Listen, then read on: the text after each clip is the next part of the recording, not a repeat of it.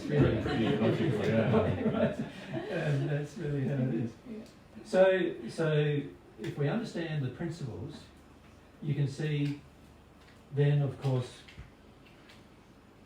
feeling the emotions should be relatively easy. Right? Because we're saying to ourselves what I have to feel in order to get that principle in my heart, because that's the goal in the end, to have the principle written on your heart. Like it becomes a part of you so much that you can't break it. And so that's where you want to be. You want to be in that state. Now, of course, receiving God's love helps you get in that state, but you can't receive God's love while you're continually breaking all the principles all the time. So at some point, you're going to have to make some adjustment, which is the awakening to the principle, or you could call it the awakening to the sins. Because remember, the principle is the positive thing, and the sin is the thing we do when we break the principle. It's what's created when we live outside of the principle. That's right. It's our creation out of harmony with God's creation. Yeah. Yeah.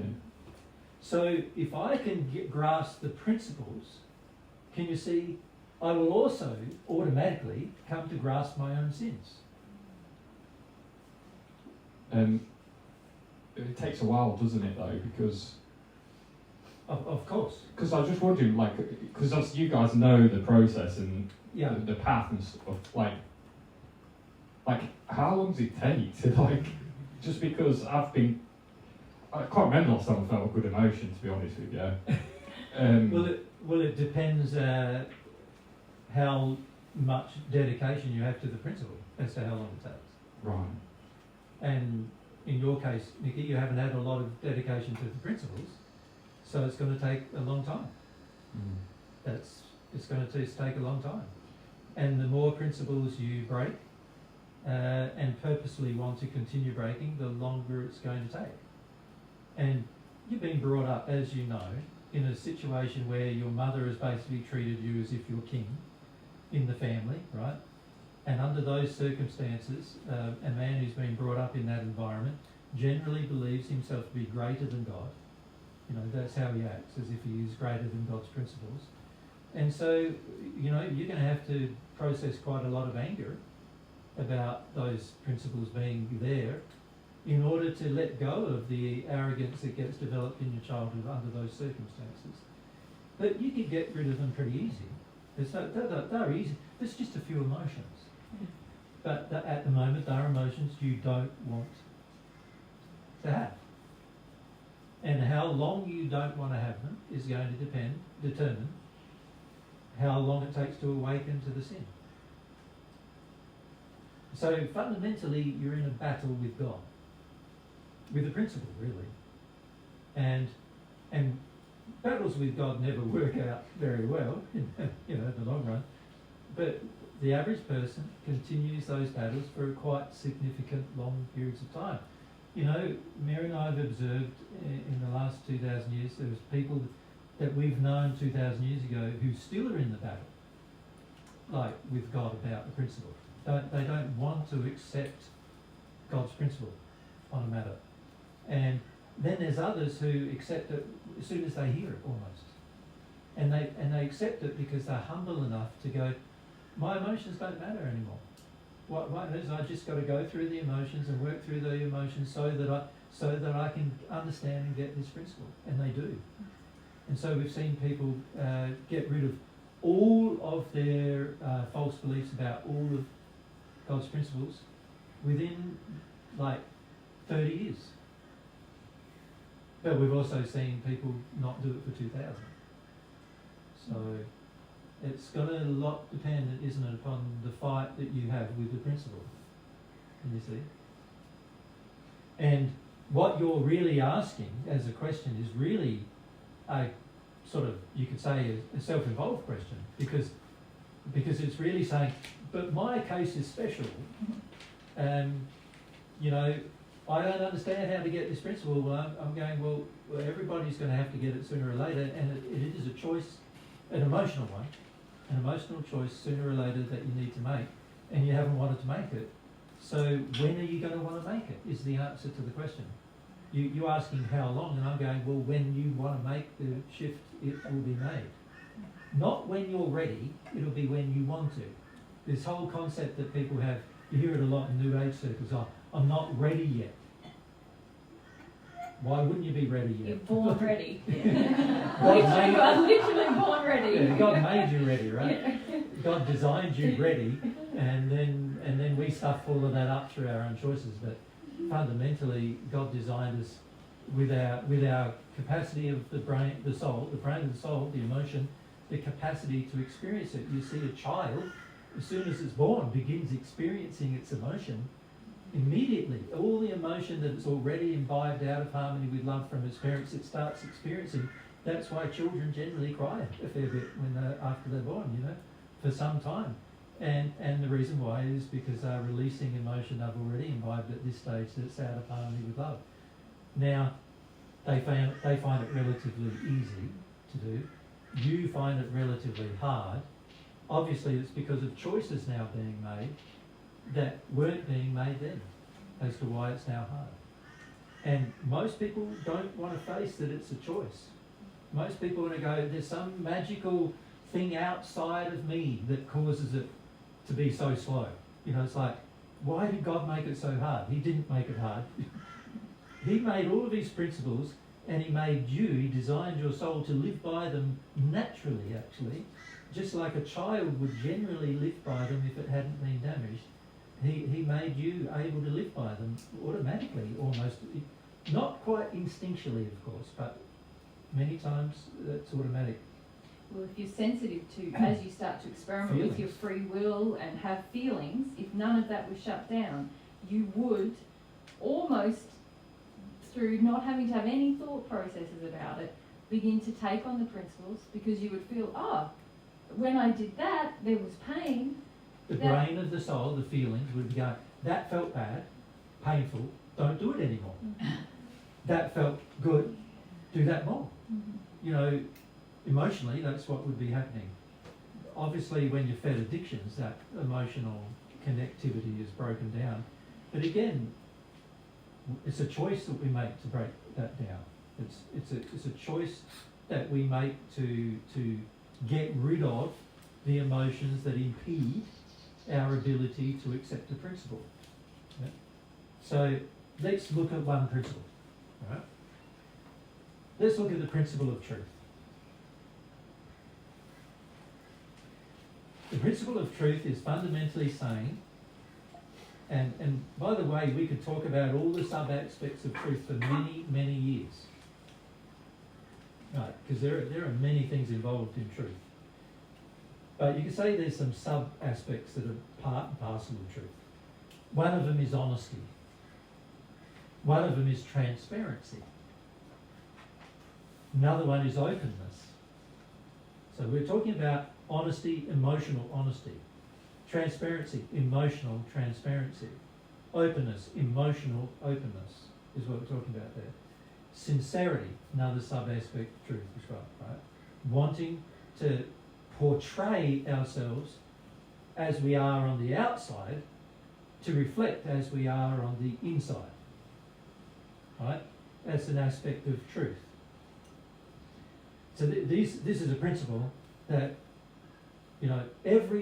even a child can grasp. You can teach a 5-year-old, even a younger child actually, like easily a 3-year-old child generally can understand some fundamental principles associated with that big principle of truth, right? That very easy to understand. Now, how many of you are actually doing it every day? So let's look at honesty. Are you honest with yourself every day? Are you honest with every person you interact with every day? Are you honest about all of your activities and how they damage the world around you every day? Right? Just that one thing could be done. And an example of that is, if I'm honest with myself about destroying the environment, I would know that cutting down trees continually is a bad thing for the environment. Therefore, anything related to cutting down trees, such as my use of paper, is not good for the environment either. So therefore, every time I go to the dunny and I wipe my bum with a toilet paper, I've broken the principle. Right? And I've broken the principle of truth in the sense of not being honest with myself. That it's actually damaging something. Right? But it's a lot better to use a renewable resource than something that's not as renewable. Trees take, overseas some of the ones might take 30 or 40 years to grow. Here in Australia it takes a lot longer because we generally have, harder soil and harsher, less rainfall and so forth. And so it takes even longer for many trees to grow here. But overseas sometimes it's 30, 40 years. But water, rain, every year at least, or often much sooner, like overseas, it pretty much was raining everywhere we went at some point, and so it's sort of like a more renewable resource in that regard than the tree itself is, because it takes so many years. It's logical sense. If I'm truthful with myself, I would face that and I would say, I've got to change my behaviour, no matter what I think about how good toilet paper is. I've got to change my behaviour. Right? So you take the action, change the behaviour, and then some emotions will come. Automatically the feelings will just come out, won't they? Some will, yes. Some will, yes. Automatically the feelings will start popping up. So, and you'll be able to address them one way or another. You'll be able to, because you're adhering to the principle, you will place an importance on addressing the emotion rather than living in it. You will also place an importance on changing your behaviour rather than living in it. Right? You won't choose to keep doing the same thing because you want to adhere to the principle. You're developing a desire, which is a soul-based emotional drive, a motivation to do something different. Right? Now the average person doesn't do that with regard to truth. What they do is they look at cause and effect and they say, yes, I can see this thing that I'm doing is bringing this effect. Right? And then what do they do with that? For the most part, they just dismiss it out of their mind and feelings completely and continue to do the very thing that's causing those effects. If they want the thing. Right? If they're desperate for the thing they want. That's what they do. And so fundamentally they're breaking a principle of truth, which is be honest with yourself. You're far better off going, and this is the point of honesty, far better off going, I have chosen to sin because I like it, than it is to go, oh, I don't understand why I sin. Do you follow? Yeah. And recently in my discussions with you, you keep saying, I don't understand why I've chosen to sin. I don't really understand my sin. And I'm going, but you've chosen it. You must know why you're doing it because you've chosen it. And you're going, no, I don't understand. It's all like, mystery to me. And I'm going, well, if it's a mystery to you, it's because you don't want to know the truth. So you're breaking the fundamental principle of truth, and that is honesty with self. The very worst person you can be dishonest with is yourself, because there's no capacity to change when you're dishonest with yourself. Right? You can't change anything if you're dishonest with yourself. So that's the fundamental principle of truth. When it comes to acting it in day-to-day life, the average person resists it to as much as they're possibly able, generally. Right? And so there's cause and effect happening all the way through our lives as well as the lives of everyone else. And the average person doesn't even see cause and effect with somebody else's life, let alone their own. Right? And it's harder to see it in your own because your addictions are involved, but it should be easier to see it in other people's lives because your own addictions might not be as well as involved, but still the average person's going, I don't understand why that happened to that person. But if you can see the principles they're breaking, you would see straight away why such things are happening. So You've got to get honest with yourself, Nikki. You want your sin. And you don't want to know the principle. Right? This is the truth principle you specifically, or you mean all of them? All of them. Yeah. At this stage, Nikki doesn't want to know. The love all of them. principle, the truth principle. You think of why you've avoided, and one of the reasons you said to me that you came to Australia from England was that it was because you wanted to participate more with divine truth and God's way and everything. And then you look at how much you've actually been doing it, and then look at why. Why don't you? It's because none of your addictions get met when you're doing it. Right? And so what have you chosen to do under those circumstances? You've chosen to have nothing to do with divine truth or God's way almost. The entire time you've been here, I mean day-to-day interactions, nothing to do with it. And why do you reckon you've chosen that? Can you see it's quite obvious? Mm.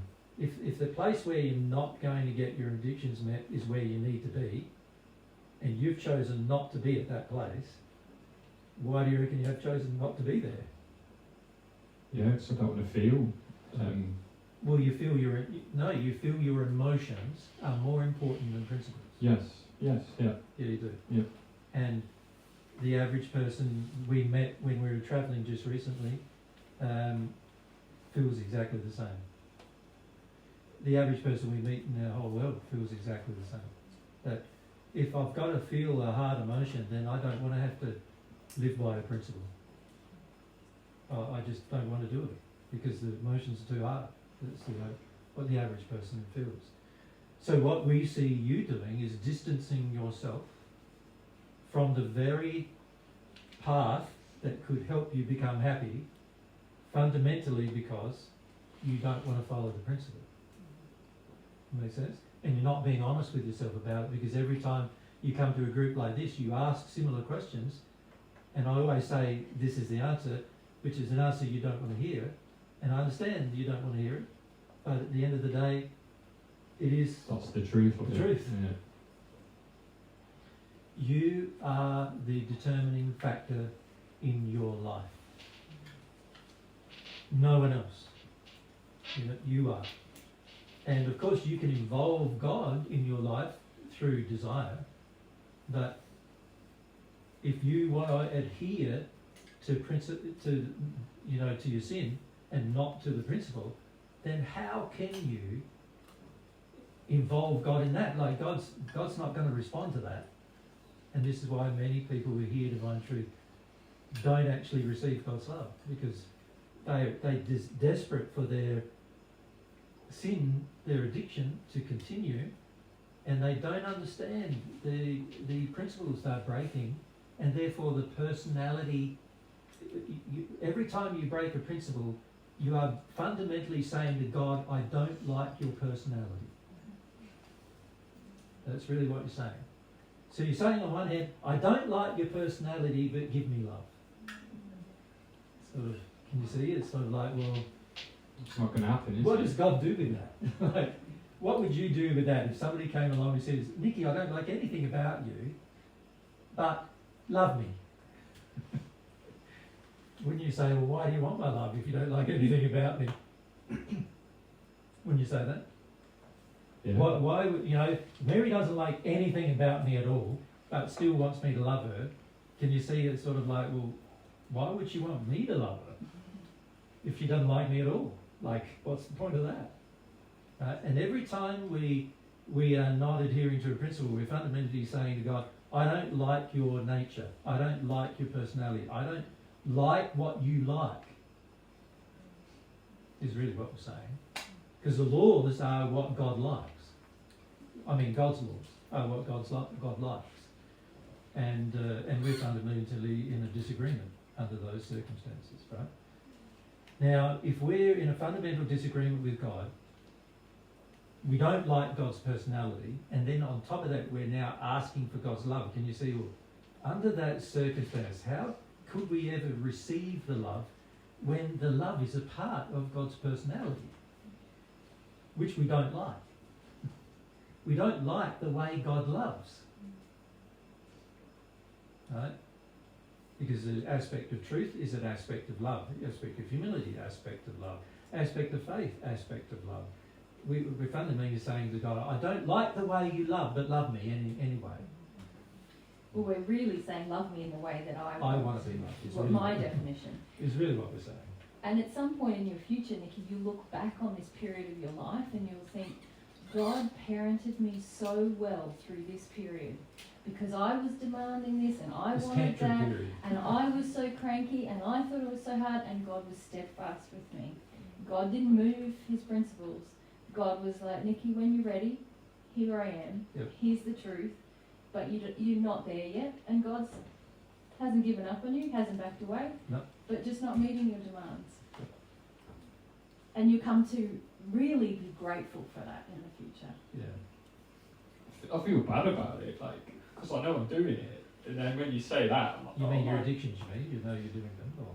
Yeah, and not But like you're not. turning up because I know I'm not going to get my addictions met, and it's like I'm choosing not to go because I just don't want to.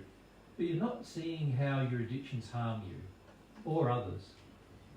Right? You think your addictions are good, and so the average person on earth, Nikki, is in an argument with God about their addictions.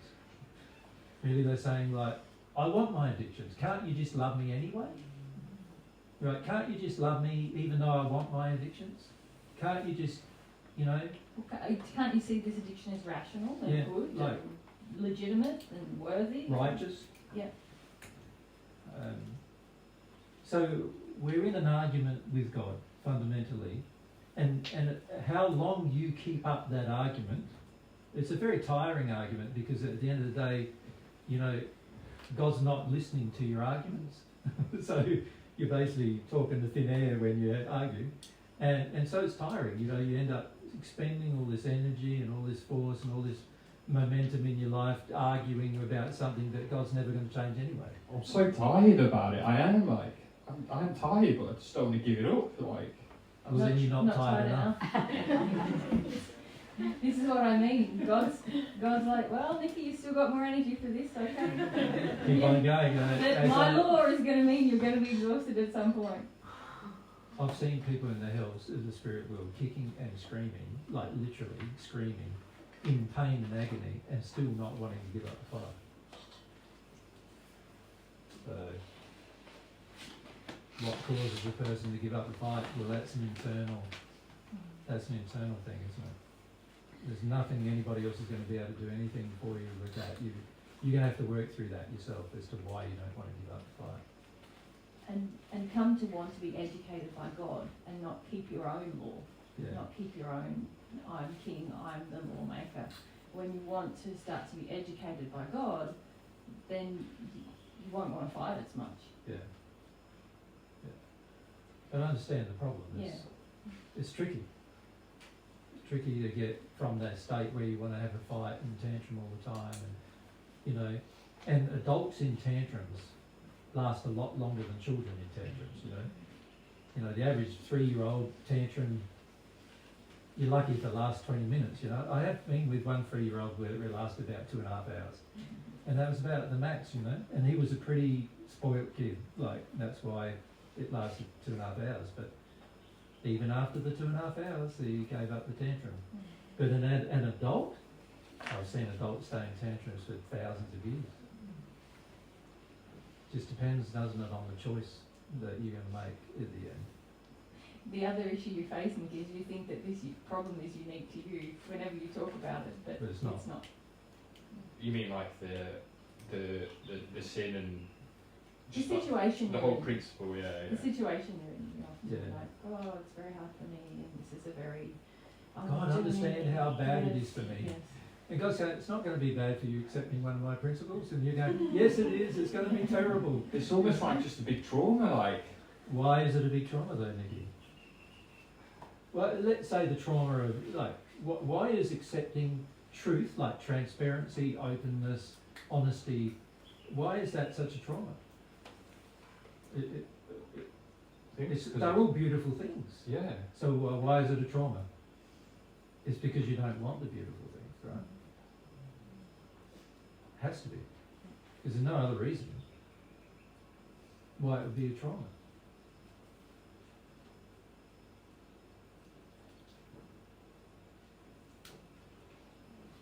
Time to hand the microphone on it. Now you're in your personal thing, and we need to let you be. Jade.